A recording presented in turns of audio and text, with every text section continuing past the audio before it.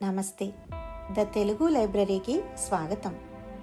ఈరోజు మనం ప్రపంచవ్యాప్తంగా కోట్ల మంది జీవితాలను మార్చిన ఒక అద్భుతమైన పుస్తకం అటామిక్ హ్యాబిట్స్. ఈ పుస్తకం గురించి మాట్లాడుకుందాం. మీరు ఎప్పుడైనా గమనించారా? మనం కొత్త సంవత్సరంలో ఎన్నో తీర్మానాలు చేసుకుంటాం, కానీ కొన్ని రోజులకే అవి నీరుగారిపోతూ ఉంటాయి. ఎందుకు మనం అనుకున్న మార్పును సాధించలేకపోతున్నాం? తప్పు మనలో ఉందా, లేక మన పద్ధతిలో ఉందా? దీనికి సమాధానమే జేమ్స్ క్లియర్ రాసిన ఈ అటామిక్ హ్యాబిట్స్. ఈ పుస్తకం కేవలం అలవాట్ల గురించి మాత్రమే కాదు, ఒక సామాన్యుడు అసామాన్యుడిగా ఎలా మారాడో చెప్పే ఒక జీవిత గైడ్. ఈ పుస్తక రచయిత జేమ్స్ క్లియర్ జీవితం చాలా ఆసక్తికరంగా ఉంటుంది. ఆయన తన హై స్కూల్ రోజుల్లో బేస్బాల్ ఆడుతూ ఉండగా ఒక బ్యాట్ బలంగా వచ్చి ఆయన ముఖానికి తగిలింది. ఆ ప్రమాదంలో ఆయన ముక్కు పగిలిపోయింది, కంటి ఎముకలు విరిగాయి, మెదడుకు తీవ్ర గాయమైంది. వైద్యులు ఆయన ప్రాణాలు దక్కుతాయో లేదో అని సందేహించారు.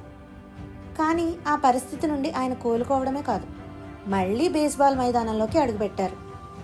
ఇది ఎలా సాధ్యమైంది? ఆయన ఒకేసారి పెద్ద మార్పులు చేయలేదు. ప్రతిరోజు కేవలం 1% మెరుగుపడాలని మాత్రమే నిర్ణయించుకున్నారు. ఆ చిన్న చిన్న అడుగులే ఆయనను ఒక గొప్ప రచయితగా, స్పీకర్గా మార్చాయి. ఆ అనుభవాల నుండే ఈ పుస్తకం పుట్టింది. మనం ఏదైనా సాధించాలంటే పెద్ద లక్ష్యాలు ఉండాలి అనుకుంటాం, కానీ జేమ్స్ క్లియర్ ఏమంటారంటే, మీరు మీ లక్ష్యాల స్థాయికి ఎదగరు, మీ వ్యవస్థల స్థాయికి పడిపోతారు. అంటే లక్ష్యం కంటే ఆ లక్ష్యాన్ని చేరుకోవడానికి మీరు అనుసరించే మార్గమే ముఖ్యం అని. అటామిక్ అంటే చాలా చిన్నది అని అర్థం. ఒక చిన్న పరమాణువు ఎంత శక్తివంతమైనదో, మన జీవితంలో మనం చేసుకునే అతి చిన్న మార్పులు కూడా అంత శక్తివంతమైన ఫలితాన్ని ఇస్తాయి. ఈ పుస్తకంలో రచయిత 4 ముఖ్యమైన సూత్రాలను చెప్పారు. మొదటిది, ఏదైనా మొదలు పెట్టాలంటే దానిని మేక్ ఇట్ ఆబ్వియస్, అంటే స్పష్టంగా ఉండాలి. ఉదాహరణకు, మీరు వ్యాయామం చేయాలనుకుంటే ముందు రోజే మీ షూస్ను మీ కళ్ళకు కనిపించేలా పెట్టుకోండి. ఇక రెండవది, ఆకర్షణీయంగా, అంటే మేక్ ఇట్ అట్రాక్టివ్. ఆకర్షణీయంగా ఉండాలి అంటే మీకు నచ్చిన పనితో పాటు మీరు చేయాల్సిన పనిని కూడా జత చేయండి. ఇక మూడవది, ఆ పనిని మేక్ ఇట్ ఈజీ, అంటే సులభతరం చేయండి. ఏదైనా కొత్త పనిని కేవలం 2 నిమిషాల పాటు మాత్రమే చేయండి. దీనిని 2 minute రూల్ అంటారు. చివరగా, ఆ పని మీకు మేక్ ఇట్ సాటిస్ఫైయింగ్, అంటే సంతృప్తిని ఇవ్వాలి. అప్పుడే మన మెదడు ఆ పనిని మళ్ళీ చేయాలి అని కోరుకుంటుంది. ఈ పుస్తకంలో నాకు బాగా నచ్చిన ఒక అరుదైన సంఘటన ఉంది. బ్రిటిష్ సైక్లింగ్ టీం గురించి జేమ్స్ క్లియర్ ఒక ఉదాహరణ చెప్తారు. దాదాపు 100 ఏళ్లుగా ఆ టీం ఒక్క మెడల్ కూడా గెలవలేదు. అప్పుడు డేవ్ బ్రెయిల్స్ఫోర్డ్ అనే కోచ్ వచ్చాడు.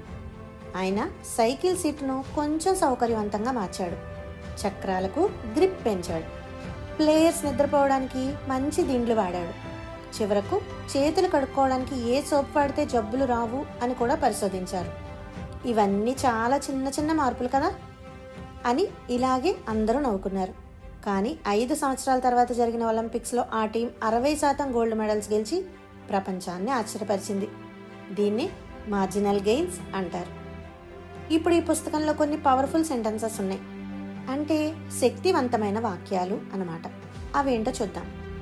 Habits are the compound interest of self improvement, అంటే అలవాట్లు అనేవి స్వయం మెరుగుదల యొక్క చక్రవడ్డీ వంటివి. రెండవది, every action you take is a vote for the type of person you wish to become, అంటే మీరు ఎవరో మీ అలవాట్లే ప్రతిబింబిస్తాయి అని.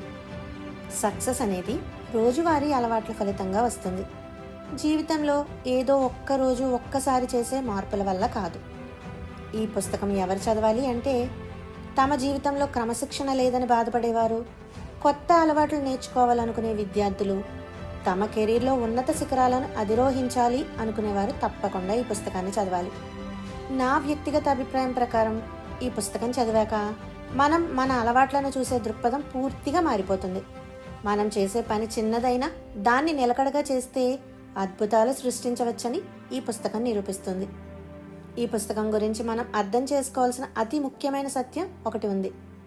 సాధారణంగా అటామిక్ హ్యాబిట్స్ అనగానే పనులను సులభతరం చేయడం లేదా షార్ట్కట్ మార్గాలను వెతకడం అని చాలామంది పొరపడుతూ ఉంటారు. కానీ ఈ పుస్తకం యొక్క అసలు ఉద్దేశం కేవలం పనిని సులభతరం చేయడం కాదు, ఆ పనిలో స్థిరత్వాన్ని, అంటే కన్సిస్టెన్సీని పెంచి ఫలితం వచ్చే వరకు ఓపికగా వేచి ఉండడం. విత్తనం నాటిన వెంటనే వృక్షం రానట్లే నిజమైన మార్పు అనేది రాత్రికి రాత్రే రాదు.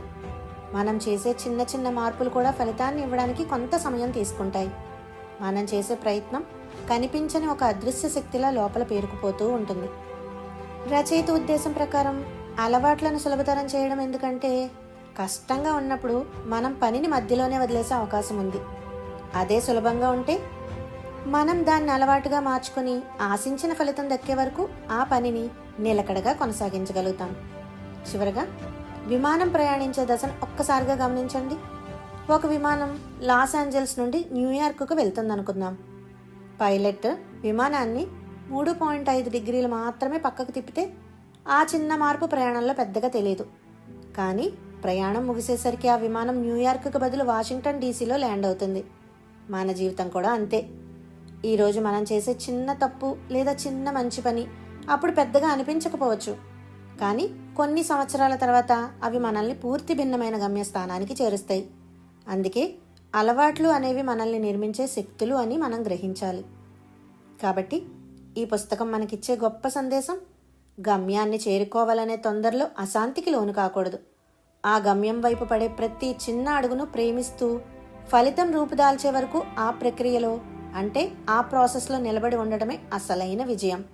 అందుకే ఫలితం కోసం వెతకకుండా ఆ ఫలితాన్ని ఇచ్చే వ్యవస్థను నిర్మించుకొని ఓపికతో వేచి ఉందాం. మీకు వీలైతే ఈ పుస్తకాన్ని తప్పక చదవండి. నమస్కారం.